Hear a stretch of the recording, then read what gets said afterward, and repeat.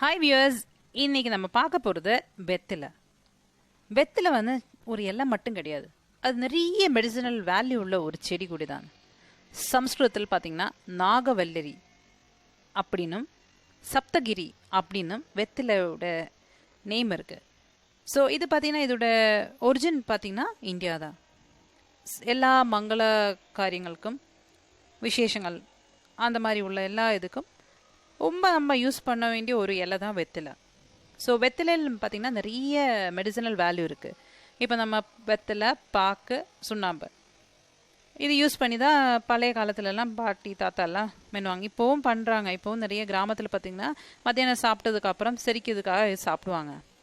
இதில் பார்த்திங்கன்னா vitamin ஜீவகம், vitamin content, சீதயாமின், niacin, ரைபோஃபெமின், carotene என்னிவ நிறைய வந்து இதில் இருக்குது. அதே மாதிரி இது கால்சியம் கண்டென்ட்டோட ரொம்ப நிறைய இருக்குன்னு ஒரு பிளான்ட்டு தான், மெடிசனல் பிளான்ட்டு தான் பீட்டல் லீவ்ஸ்.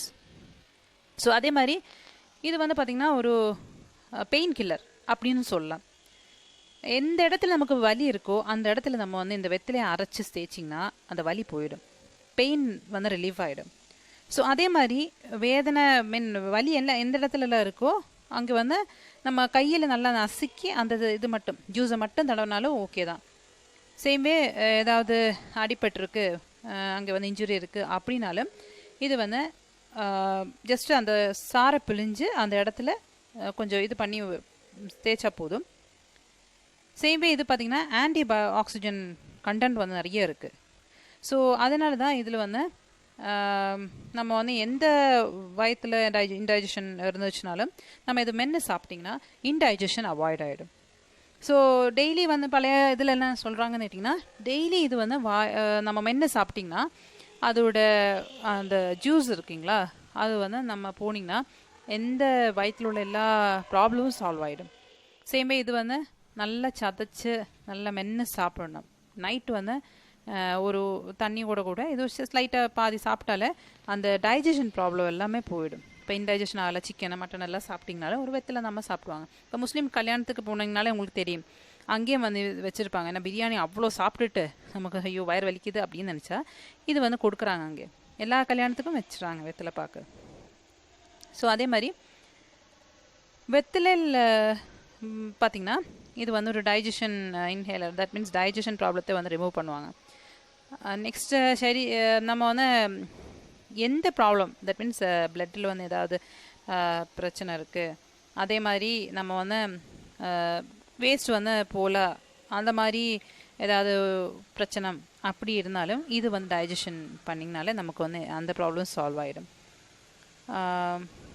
நெக்ஸ்ட் இது வந்து ஒரு ஏர் ரிஃப்ரெஷ்னர். ஸோ சேமே இது வந்து நம்ம வாயில் வந்து ஸ்மெல் அடிக்குது, நம்ம வந்து இப்போ என்னன்னு கேட்டிங்கன்னா இன்ஹேலர்ஸு, அதே மாதிரி சூயிங்கம், நெக்ஸ்ட்டு அந்த மாதிரி எல்லாம் போடுவாங்க. அதுக்கு பதிலாக இது வந்து சும்மா மென்னாலே போதும், கொஞ்சோண்டு எடுத்து மென்னாலே அந்த பாக்டீரியல் இதெல்லாமே ரிமூவ் ஆகிடும். ஸோ வாய் ஸ்மெல் அடிக்காது.